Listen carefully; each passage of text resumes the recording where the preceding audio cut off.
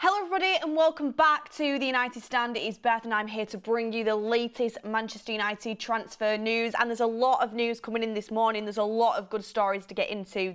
Well, good depending on how you view it. I'm a little bit disappointed with a few things coming out, but I'm also really excited with another few things going out. It's a little bit bittersweet this morning, but we've got Martial and Varane future updates.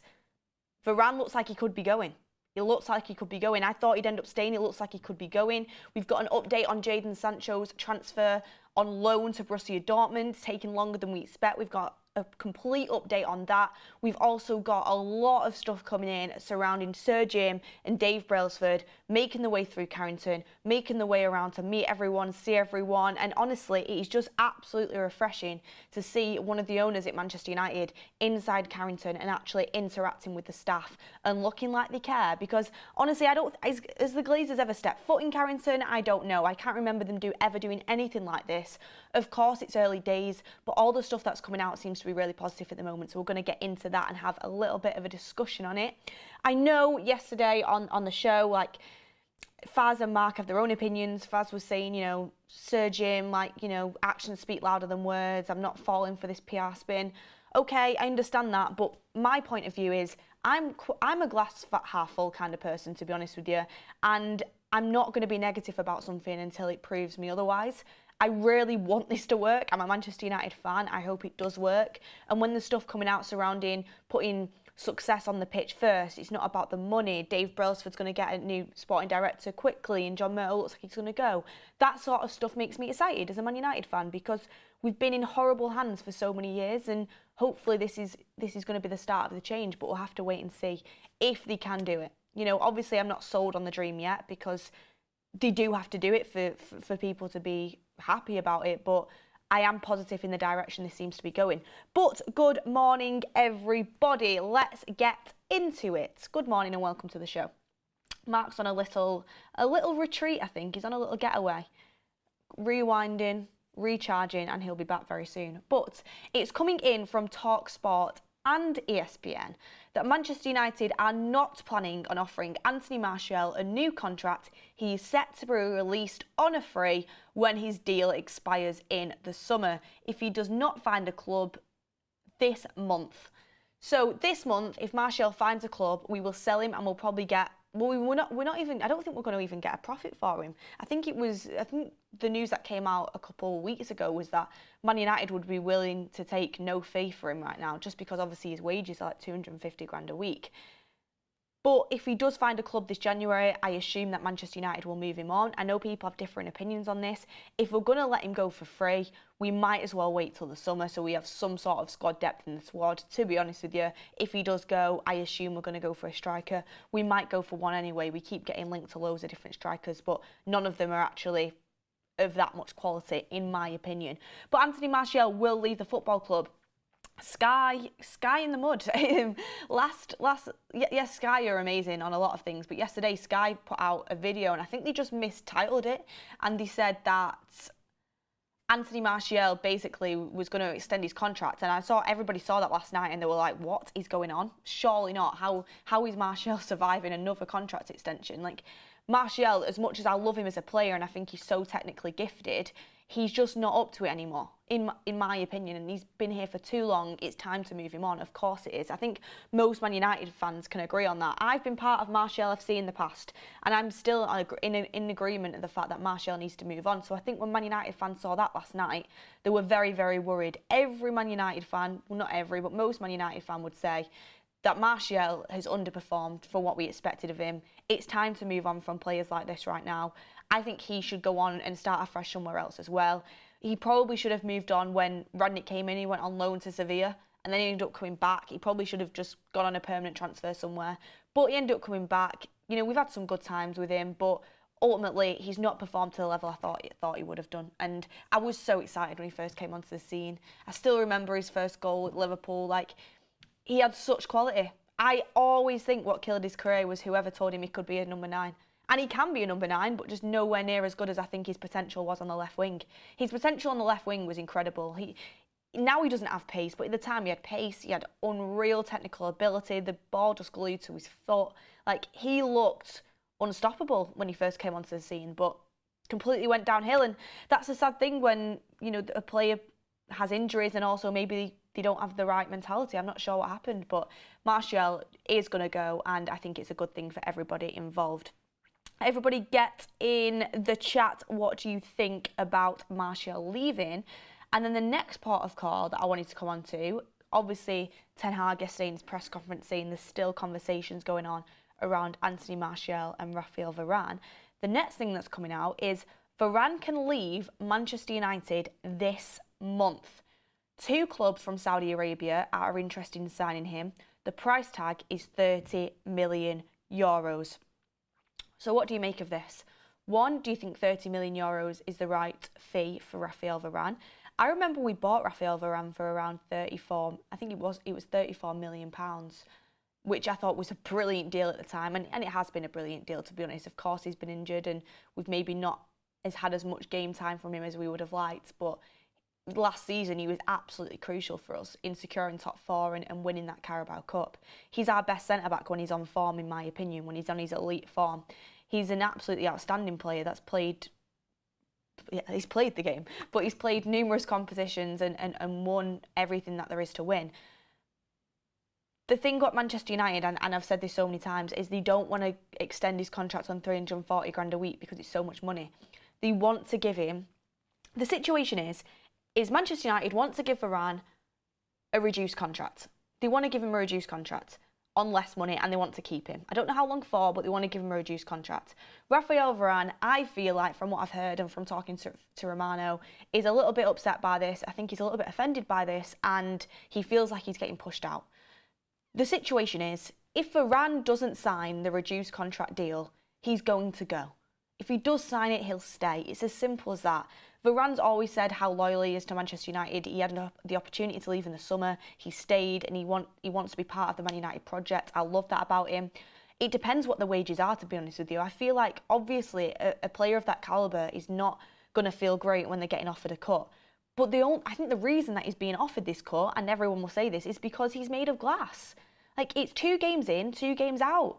It's like, you know, 1 step in, 1 step out. It's like 2 steps forwards, 1 step back with Varane. Like, when he's fit, it's amazing, but you can't build a consistent team around someone who's constantly hopping in and out of the team.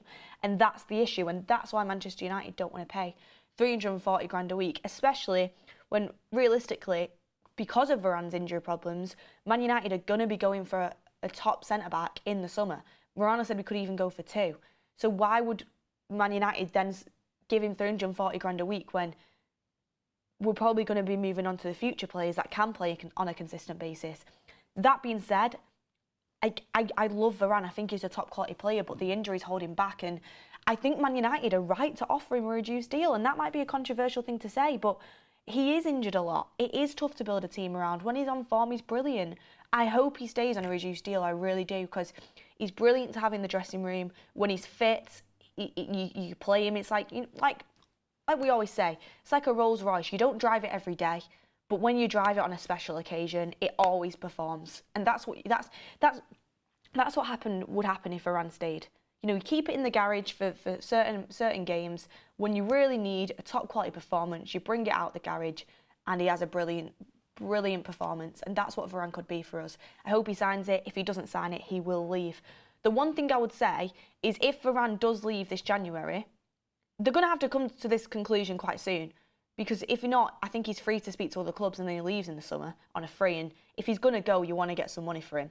If he does leave, we have to sign a centre-back this January. We have to sign a centre-back this January. We cannot possibly go from now until the end of the season without signing a centre-back. And people will say, well, Beth, the season's already wrote off. We're not going to get top 4. Does that mean you just completely give up? We cannot go the rest of the season with the right-sided centre-back options being Maguire and Lindelof, in my opinion. Maguire had a good spell of form, absolutely, but I'm still not convinced. We have to sign a top-quality centre-back if Varane goes this January, but I don't trust us to do so, because a lot of people are getting confused. Sir Jim and Dave Brailsford, of course, they're in the club, it's going to happen, but they have to wait until they can actually, you know, fully take charge. They're not really going to be making any impact on this January transfer window. So I don't trust Man United, if Varane goes, to recruit. So it's what you're in that position where, I'll ask you guys in the chat, would you rather lose Varane on a free in the summer, but keep him and you have to have him to play for the rest of this season, cash in for 30 mil this January, but risk not getting another centre back in until the summer, but you've got the money in the bank to put towards next summer, or hope Varane, well, depends if Varane decides to reduce deal, or would you want to continue on his 340 grand a week deal and offer him that contract extension, which I don't think Manchester United are going to do, to be honest with you. Let me know in the comments what you would want to do on that one. Let's get a poll up actually going in the chat.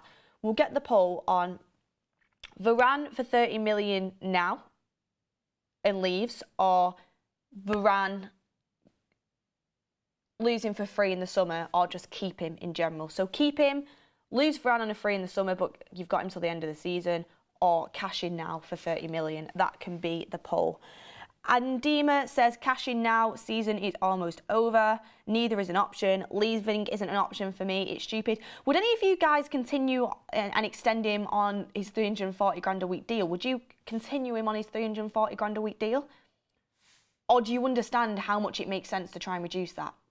Considering everything I've just explained, it'll be interesting to see what you guys think. I know Mark is like keep, but when you look at things from the reality, it doesn't make business sense to extend a player that is injured consistently, and you can't keep consistently in the team. As much as I love him, I want him to stay on a lower wage.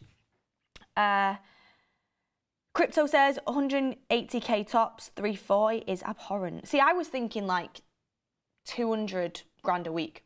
That's what I was thinking, and that's still an unbelievable wage. I mean, it's like we're talking, oh, bless him, poor guy, he's going to be on 200 grand a week. Like, it's crazy money. It's monopoly money, isn't it? Let's have a look in the poll. Keep him and lose him in the summer, cash in on him. I've voted. Make sure you get your votes in now. And Luckhurst as well put out, Manchester United sources admit Rafael Varane's future is in the balance, as he is in a similar situation to David De Gea was last year. And we all know how that David De Gea saga played out. I mean, De Gea even agreed to sign the smaller wages, and he still got pushed out. So that could happen to Varane. That would be a horrible way to handle it. Even though I did think it was time to move De Gea on, I don't agree with the way we handled it. Like, it was poor. Like, I said that at the time, and I agree with that now. So hopefully don't handle a situation like that again. Fred Flintstone says Varane didn't miss a lot of games until this. Varane didn't miss a lot of games this season. To be honest with you, Varane last season, injuries-wise, was decent. The season before that, it was literally like we could not keep him fit. Erik ten Hag came in, and we heard this report in the pre-season, quickly realised that Varane was his best centre-back and put him on a fitness plan to keep him as fit as possible. In and around Carrington, I've heard, when I'm there, that Varane is obviously the ultimate professional. He's very good. Obviously, he's top quality. But whenever he feels anything, because of he's been burnt by injuries in the past, he won't risk his body. Like, he won't do it. And that's why he's in and out the team so much. I understand that. He's a professional. He knows his own body. I understand it. But when you're playing so many games in a season, which I admit the season is overpacked, and players are absolutely right to kind of challenge that. It is overpacked. But you need someone who isn't injury prone, that's going to be top quality on a consistent basis. Colin Felix says, play Varane only in the FA Cup so we get Europa League. I don't think that's an option this season because we won't sign anyone else either as well. Keel Robinson says, Varane is not worth 340 grand a week. Sell him. And Grant Napier says, a member for 16 months. Good morning, Beth. Love the channel. Good morning to you too. I hope you have a lovely day. But on Fred Flintstone's comment, Varane didn't miss a lot of games this season. I remember him being in, out, and I know a bit of it was probably to do with, I think Ten Hag and Varane had a little bit of a disagreement about him being in the team or not, or we don't know and actually know what happened there, but they seem to be absolutely fine now. Just Varane, when he's played so many games throughout his career and won everything, of course he's going to be upset about being benched. I would expect that from any top professional in Manchester United. I would expect that. I have no issues with that. I actually like it. I'd rather players be a little bit more, bothered about playing for the club. Not every single person has a right to be in the starting 11, but I like that passion if it's in the right way. Varane obviously had his thing with Ten Hag. He's still in the team now because he handled it the right way, unlike Sancho, who didn't. United are the team for me. Thank you for your super chat. I'm not going to read that out. Anyway, moving on to the next segment of the show. So, Sir Jim Ratcliffe at Carrington, meeting everybody. The pictures will be coming up on your screen now if you haven't seen them already. They're across the United Stand socials. Make sure you have a little look at the pictures there. The picture of Sir Jim meeting Kath, by the way, how cute is that? It was honestly the cutest thing ever. And just everyone seems happy. Everyone seems like there's a positive spirit around the place. But it is coming in from Laurie Whitwell and Adam Crafton. Those who attended today's meeting left feeling inspired, but still remained cautious about how the new plans would be implemented. It was felt that Ratcliffe and Brailsford applied pressure to perform, but also encouraged people to be part of the change. And that is the massive thing here. It feels like Ratcliffe and Brailsford have gone in, and the main thing that I'm taking away, and obviously there's so much more detail, is that they are very, very aware that massive change is needed. Apparently, like, a lot of the people in the meeting were actually surprised at how brutally honest they were about what changes needed at the club, and that's what we need. Because we know how much Manchester United have kind of danced around the subject of, well, we've done this, we've done that, we've done this. Excuse FC. I don't want to be excuse FC. I want to be, this is the issue, this is how poor we are, this is what we're going to do to fix it, this is what I expect the standards to be. That's what I want. So long, I feel like people inside the club have been dishonest with themselves and dishonest with the staff around them. Woodward used to be massive for this. You know, they'd claim they were being successful, but it's like, is that what you measure as success? John Murtough, I don't know how he really functions inside the club, but if he thinks any of his transfer windows have been successful, then that shows the lack of standards because they've been absolutely on the floor. So the fact that they're coming in, they're being brutally honest and staff are kind of shocked by this is a big check in my book because things need to change. And I feel like not only are they being honest though, they're being very encouraging and they're being very inclusive. Like when I was outside Old Trafford yesterday, if anybody missed the press conference reaction, we actually saw Sir Jim. We went down there, we saw him coming out for his meeting. We saw floods of staff coming out of Old Trafford. Everybody in the club was involved in that meeting. Like, it doesn't matter what area you work in, everybody's involved. It's a team effort, and I love that. But anyway, let's move on to a little bit more stuff. So, also coming out from the same article, Sir Jim Ratcliffe has told Manchester United staff that financial gain is not the objective with this deal. He's only interested in returning the club to a position where they can win trophies again. Again, music to my ears. And a lot of you guys, rightly so, say, actions speak louder than words. Let's see it. He's only just walked through the door. They've not even got the keys to the kingdom yet properly. This summer transfer window, I feel like is going to be absolutely massive. Is Ten Hag going to be manager there? What's the plan of attack? Are things going to change in the way we negotiate? Are we going to be shrewder with the money we pay, the wages we give out? It's going to be so interesting for me to see the way that things change because, of course, it takes time and we can't just measure it all by one transfer window. But I expect by summer a massive change already because it's not hard to do any better than what the current people have done. I tell you that, honestly, we are embarrassing when it comes to recruitment. And the main thing that Sir Jim, for me, anyway, in my opinion, the massive, massive thing that has been letting us down year after year and running us into the ground. And this isn't the only problem. There's many problems throughout the club that I don't want to ignore. But the absolute corker, in my opinion, is the recruitment. The recruitment has been terrible. It's been terrible. The fact that only really successful signing I can put my finger on properly from the Sir Alex days, I could probably count them on one hand. Like that's how poor it's been. And Sir Alex left the club in 2013, I think it was. That is mental. So our recruitment has been atrocious. Not only have we signed badly, but we've got rid of players for pennies, or not even not been able to sell them. Just another example that I wanted to bring up. Tiedemann Mengi, who was a great centre-back in our youth academy, and I think a lot of United fans who watched the academy and watched the youth team thought how good he was. And okay, he didn't make it to the first team, and that's fine, not everybody does. But we sold him for £1 million. £1 million. He's now playing in the Premier League and clubs like Fulham, and there's another club after him from Luton.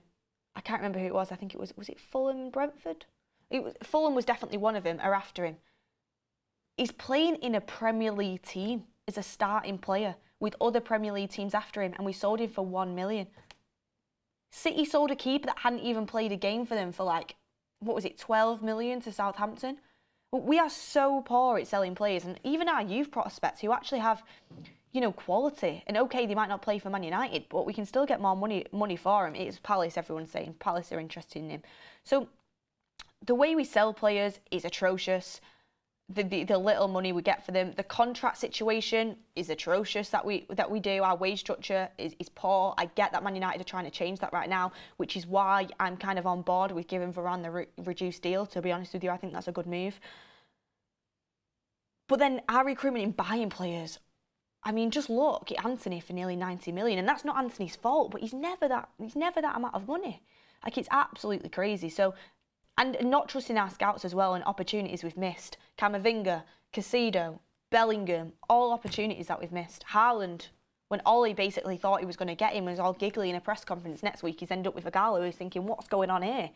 Like, it's been an absolute horror show. It's like if someone's writing a script, it's like, how can we make this as poor as possible? And I don't want, I'm a positive person as well, but honestly, it's been bad.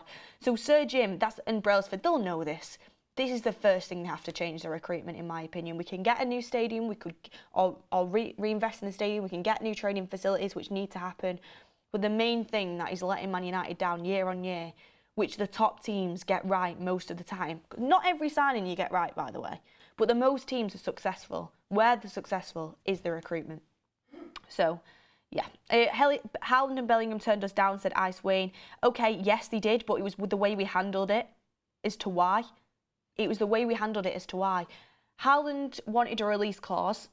We wouldn't give it. We should have. Bellingham, apparently, or the news that came out around Bellingham, that he was at Old Trafford, Murto was taking him round. Sir Alex tried to have a word with him, and Murto came in and kind of took him away. The stories that have come out, I don't know how accurate they are, but the fact we didn't get that over the line is crazy, to be honest with you. I think we also couldn't guarantee him first team football. No, he knows if we'd got Bellingham in, we would have been playing him in the under-23s every week. It's crazy. But anyway, so on Sir Jim, and people say, PR spin, you're the Glazer mouthpiece, you're on the payroll. I keep getting these messages, you're on the payroll. Just because I go to Carrington for a couple of press conferences does not mean I am on the payroll. I'm not on the payroll. Security had to go at us for filming on Man United property yesterday. We are not on the payroll at all. I'm a Manchester United fan who is choosing to be positive about the new owners at Manchester United that are actually getting involved, have a plan and want to improve this football club. I always said originally I wanted full sale. Everybody, newsflash, full sale is off the table. It's not going to happen. It might happen in a few years, but it's not going to happen now. So we've got to kind of get on board with this and hope for the best. And that's what I'm choosing to do, everybody. That's what I'm choosing to do. Obviously, everybody can have their own opinions on it, but that's the direction I'm choosing to go in. Next up on the list of stuff that we've got on quickly, on the Varane stuff, what would you do? Cash in on him is 66%. Keeping him losing in the summer is 33% with over 2,000 votes. So most of you guys want to cash in on Raphael Varane. I didn't expect that because I know Mark is a big advocate of keeping Varane, and I know, he's got a big voice in the community, but I agree with you guys. I agree with you on that. Zayn Mohammed says, hi Beth, have a nice 2024, thank you. Let's think about the summer. I think United needs to sign a striker, a cam and a centre-back. Wingers should not be our priorities. We need to sell first. My suggestions are Osimhen, Dani Olmo and Todibo. Thank you very much for that one. Next up on the article was... Okay, yes, so this is another quote from the article. Ratcliffe's blunt evaluation of the club was a stark contrast to the rhetoric that Manchester United hierarchy typically used and was welcomed by those listening. So like I was just saying, the blunt evaluation is a different rhetoric to the usual, which I assume the usual rhetoric is, well, this is that, just beating around the bush, basically. We've been beating around the bush for so long, nothing's changed. Ratcliffe's in here to make a difference, we hope, and the blunt evaluation is definitely welcomed by me. Next up, Sir Jim Ratcliffe acknowledged Man United's commercial resilience throughout the pandemic, but made it clear that silverware is a greater gauge of success and everybody should be focusing on that. Sources described this as liberating. So I just had a brain blank when I was reading that out, but made it clear that silverware is a greater gauge of success and that everyone should be focusing on that. Sources described this as liberating. So he said to them, commercial success has been good. We've had, I think we had our record-breaking sponsorship deal, even though we're doing really poorly, which is just Manchester United through and through. But he said, that's great, but we've got to build our success by silverware. I think the main message to take away from it, that what we're hearing was said in the meeting, is I'm not in it for the money. We'll do anything it takes to get back for the top. We'll spend where we need to. We'll do what we need to do, obviously within financial fair play restrictions. I'm willing to put my own money into this. I want Manchester United to get back to the top of it again. And when we do win silverware, the money will follow. And that is the absolute attitude that every Man United fan has been banging on about for years, that we were hoping that Manchester United would realise. Okay, sponsorship deals, you're getting in the money, and we know how money obsessed the Glazers are. But the best way to earn money is by being successful on the pitch. If Man United can earn this amount of money commercially while being absolutely poor, imagine the money that they could earn if they were winning trophies consistently again. It would be enormous. And Sir Jim knows that. He's a brilliant businessman. So I like that attitude, and I hope that's what happens. Obviously, none of this can happen unless he put his money where his mouth is and things start moving and we do compete at the high level. And we'll have to wait to see if that can happen, because at the moment it seems absolutely a million miles away. But I hope that is what can change very quickly. Alex Standen says, by the way, Rashford was trash last year as much as Erik ten Hag's style of play. Hard to watch and some lucky goals. Can't believe people think Rashford played well this year. Have you watched the games or just stats? Rashford for me, quickly on that, because obviously we've got a lot to get into. Rashford for me is a moments player, and that's the way he is. He's never going to give you an outstanding 90 minutes. Last season, even when he was scoring loads of goals, he was never giving you and you never come away from it thinking, wow, Rashford was just on fire that whole game. You never thought that. He'd be silent for a lot of it, and then he'd just come out with some wonder goal. I will happily have Rashford in my team if he's providing me 30-odd goals a season. I absolutely will, because them goals win you games, and winning games is very important. If Rashford is without his goals, which is his main strength, his attribute, then he doesn't offer too much, really. Although I think he has got better recently at passing it and making the runs down the wings and getting it to the byline and crossing it in. I think he has improved it. I think he's been working on it. He needs to improve massively. But Rashford's main strength is being that moments player that can get you something out of nothing, that can do something magical and win your games through that. That's his bread and butter. And I think it's worth having him for when he's on that form. But that form just needs to be consistent, in my opinion. Anyway, next up on this, Brailsford led a number of group chats in which he referred to Manchester United's performance challenge. Brailsford led a number of group chats in which he referred to Manchester United's performance challenge, which was his way of highlighting the chronic underperformance in recent years. I mean, the underperformance has been anyone who is honest with themselves and knows how poor United have been under the years. We've underperformed since 2013. We've had some good times like the Europa League, Carabao Cup last year, FA Cup and Carabao Cup here and there, but we've chronically underperformed. We're a team that was used to competing for the title every single year. We've not competed for a title in over 10 years. People say, yeah, well, we finished second. Well, we're miles off first. We've not competed for a title in over 10 years. That is horrible for a club like Manchester United. So, of course, we're underperforming. Doesn't take a genius to tell you that. Brailsford, obviously, if anyone's not watched the Diary of a CEO episode with Stephen Bartlett on Brailsford, I really do highly recommend. Brailsford really impressed me in that. And obviously, he's got to take what he did in cycling and bring it into football. And how easy is that? They are completely different sports. But his process on marginal gains, and some people get this mixed up, marginal gains, because I tweeted about it and people were like, oh, great, you know, marginal gain, it's only small improvements. It actually, marginal gains employs a culture where you are always trying to be better, just that little bit better in every single area of life. You're always trying to be better. Nothing's ever satisfying. You've always got to improve. That is something that massively needs to be injected into that football club. So bring that on, and it's something I am excited to see kind of develop and flourish. Next up, it was thought that Brailsford will bring in a new technical director once he is legally allowed to make changes. Not legally allowed to make changes yet. That will put a question mark over the future of current football director John Murtough. Well, it's simple. John Murtough needs to go. I never want to ask for anyone to get sacked. It just doesn't sit right with me. But if I'm speaking purely from what's best for Manchester United, John Murtough is not it. I've had journalists come in the studio, I won't name names. I've had journalists come in the studio, I've spoken to people behind the scenes that have said John Murtough is just not cut out to be a sporting director for a top club. It's just, you know, when you're in the football industry and you're dealing with multiple clubs and multiple sporting directors from different clubs, you know, like when someone's not at the top of the game. When you're dealing with the sporting directors of City and of Liverpool, and then you deal with John Murtough, it's stark, the difference and the contrast. I just don't think he's good enough to lead a club that wants to compete for the highest level, and that's the consensus as a lot of people.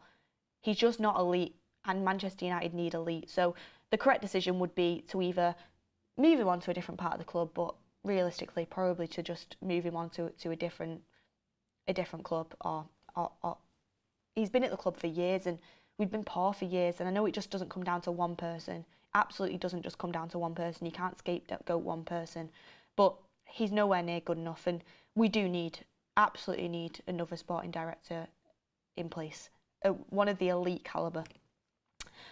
Got a couple more super chats in.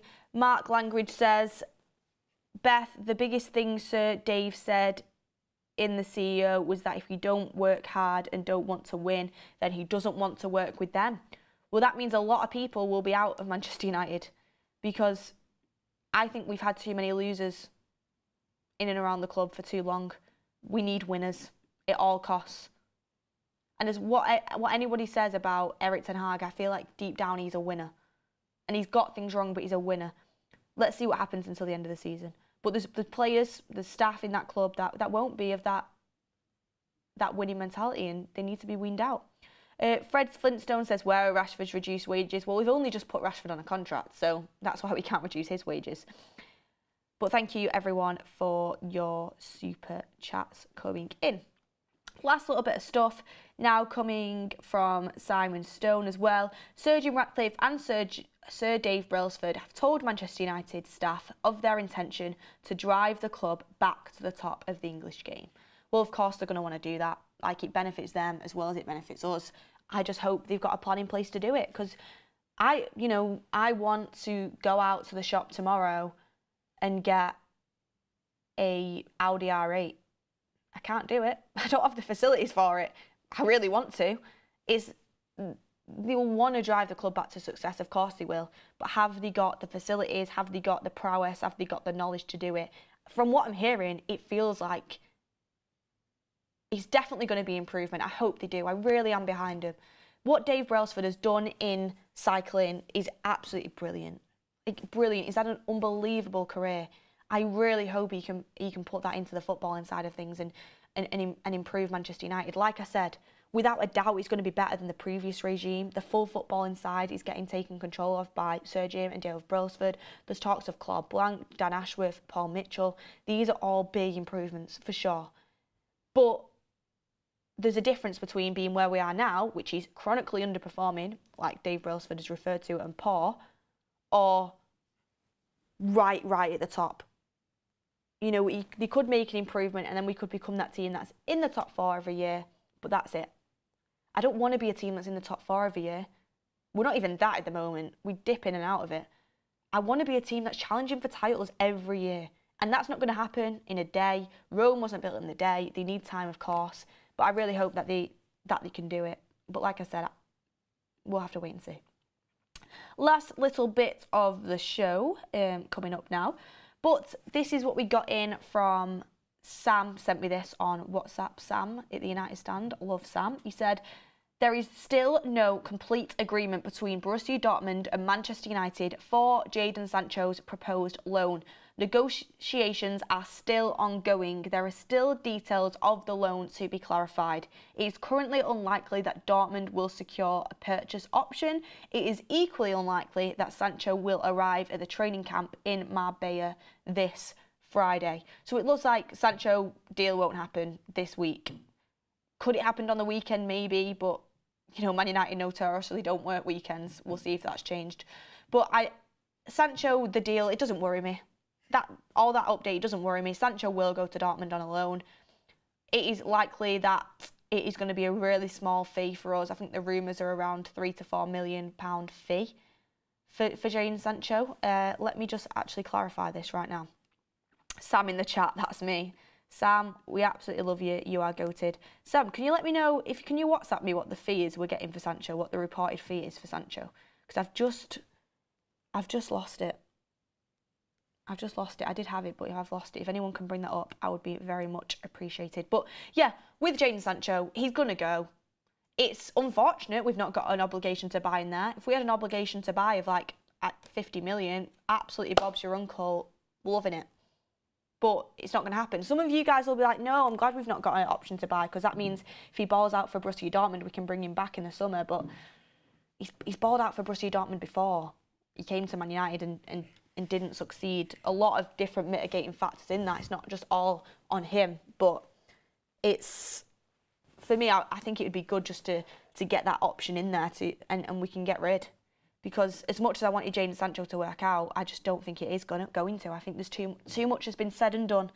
Ricky Moreno says, hi Beth, if we get another workhorse this year, I might as well try out. Well, I've put forward we need to get Ricky on up front. Ricky is my candidate for centre forward till the summer.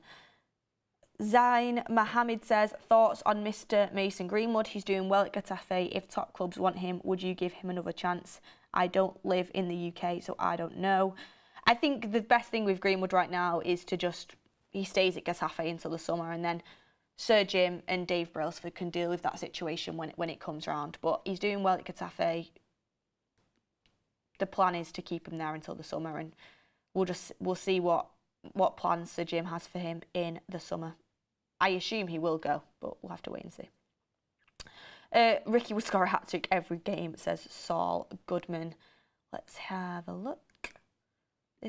I'm still trying to find Jadon Sancho's fee, because I saw someone on Twitter, but don't believe everything you see on Twitter, saying that apparently the fee that Borussia Dortmund is paying for Jadon Sancho on loan, we paid a bigger fee to get Wout Weghorst on loan last year, which just sums Manchester United up, doesn't it? It just sums Man United up. But some would say Weghorst contributed more than Sancho. And Sancho's a miles better player. But Weghorst, to be fair to him, okay, yeah, it was a really poor option. And he didn't score a Premier League goal, did he? But he was a workhorse. Weghorst, the workhorse. Coming out from the Mirror just a few minutes ago, Ten Hag is understood to be seeking further reinforcements in attack to ease the goal-scoring burden on summer signing Rasmus Højlund, and Choupo-Moting, 34 years old, has emerged as a target. Man United going shopping. This is Man United going shopping for a striker in a January transfer window. Not over 30, don't want you. Over 30... Okay, now we're talking. Has had a good career at a top club and is going to move on from that. Oh, I really do kind of like you right now. Like Man United, they just have a thing for strikers 30 or above that are in the later stages of the career to get on a stopgap. They're obsessed with it. Like they love going shopping in the discount store for, it's like, and I don't want to be disrespectful, but it's like going to, let me have a think about it. Let me have a think. I'm not analogy bridge. I wanted to say something, but I don't want to offend people, so I might keep it to myself. But for example, it's just like going shopping in a shop and you see something that was absolutely unreal. Like 10 years ago, everybody wanted it. It was the brand new thing that everyone wanted. It was so expensive. They were really hard to come by. They were limited edition. And now they're banged and bruised up. It's got a discount code on it. There's new ones out that are much fresher and much better. And Man United are like, we'll go for that one. That's what we do every time. And I get that it's financial fair play. I get that, you know, Man United are on a budget this January. But how is it that every January we're in this situation where we can't afford to get anybody under the age of 30 that is actually decent? And do not get me wrong. Yeah, someone said, you mean the pawn shop? Exactly, the pawn shop. But to be honest with you, a lot of vintage things go up in value as they get older. But anyway, I butchered that analogy. You get what I mean. You get what I'm talking about. Manchester United, honestly, it's frying my brain. Choupo-Moting, he's a goal scorer. He can find the back of the net. I absolutely agree. On a short-term loan, potentially. But it's just like, doesn't excite you, does it? Doesn't excite you. None of the names excite you. That's the thing. If we end up going for Timo Werner, okay, it's a player that's out of favour and I don't think it's good enough. But at least it's, you know, something with a bit of potential. Whereas with the strikers that are, you know, over 30 and coming towards the end of their career, and it's just, we've done it so many times before. It's when are Manchester United going to learn? Sherlock Holmes, United has become the retirement home for veterans. Yeah, exactly. We are a retirement home. We are a retirement home. You might as well put Retirement FC on Carrington. And it's mad. It's mad. I get it. It's January. We're not exactly going to be going signing Victor Osimhen, and we shouldn't be either because, you know, Højlund's our striker for now. Even though Osimhen's brilliant, I would love to have him. But it's just like, just not exciting whatsoever. They really know how to kill the buzz, don't they, of the January transfer window. Mark Perales says, how can you say that when we bought a 20-year-old for 73 mil? No, absolutely. You know, I think we overpaid for Højlund, but I think it was a good sign. I think he's a good player. But we are notorious for going for strikers over the age of 30. We've done it so many times. I could reel you off a list right now. What I'm saying is not a lie. Ricky Moreno says, please not another Chelsea player. And yeah, they're all the super chats up to now. Thank you everybody for that. Wolf Wall says Choupo will stay at Bayern, dream on. And I don't want to go in on Choupo-Moting because I don't think it would be the absolute worst option, but it's not something that's exciting whatsoever. One thing I would say on this, someone said get Benzema on a 6-month loan. Would you take Benzema on a 6-month loan? Because I'm going to go against everything I said now about getting strikers that are over the age of 30 and are coming towards the end of their career and being at retirement home and say, I absolutely would get Benzema on a 6-month loan. I absolutely would go for that. And I am contradicting myself and say I don't make any sense, but that's what I'm doing because we're in desperate times and Benzema is absolutely class. And I know it's not worked out in Saudi Arabia for him, but that guy was winning trophies left, right and centre only a couple of years ago. Honestly, he's absolutely unreal. So Benzema is in a different world of his own where it does get the green tick from me if we were to do that, but I just don't see Manchester United ever pulling that off. He's 36. Exactly. I've gone back on what I was saying. I'm confusing everyone. I think the main part of this situation is there is them anomalies where you look at the situation, you think, could that help us out? Yeah, it could. But it's not as if we're really playing for anything either, though, to have Benzema, but to have Benzema in our team. But it'd be unreal to get him in for like a 6-month loan. I think it could be a great sort of deal if we could do that, but I just don't see Manchester United doing that. The names that we've been linked to, we're not even linked to Benzema barely at all. We're linked to Choupo-Moting, we've been linked to Werner, we've been linked to Donny Marlon, which seems to have calmed down. We've linked to Garassi. It's going to be one of them, I pretty much am sure. Just checking quickly what Benzema's age is. Jesus, he is 36. Welcome to the retirement home, Manchester United FC. Manchester United / retirement home FC. Bring it on. But anyway, guys, thank you for listening to the show. Really interesting to hear what you think on Sir Jim Ratcliffe and Dave Brailsford. The one thing I can say on this is that it's just so refreshing to have owners that are in the club that look like they care. I know it's only like early days, but they look like they care. Don't think I've ever seen the Glazers take step foot in Carrington or go and meet anyone. It's completely different. It's refreshing. It's something to be positive about. Obviously, the stuff on Martial and Varane, let me know about that. Completely different kind of sort of situations there, but let me know what you think. And then lastly. Okay, here we go. The fee for Jadon Sancho will be around €4 million, apparently. Thank you, Greg, for sending me that. Last thing I wanted to bring up. I keep having new things I want to bring in, but here it is. Okay. So this was from Twitter. Sir Jim Ratcliffe and Sir Dave Brailsford telling staff at Old Trafford their plans for the club. My mate, who has worked at Old Trafford most of his working life, said this is the first time any senior management has ever done anything like this. He's never once seen the Glazers. And that's exactly what I was saying. It is a positive in that sense of things. But thank you, everyone, for getting your opinions in the chat. Have a lovely morning chat with you guys. Really enjoyed it. Make sure you hit a like on the video on your way out. Have a lovely rest of your day, and we'll be with you soon for more Manchester United transfer news. See you on the next one, everyone.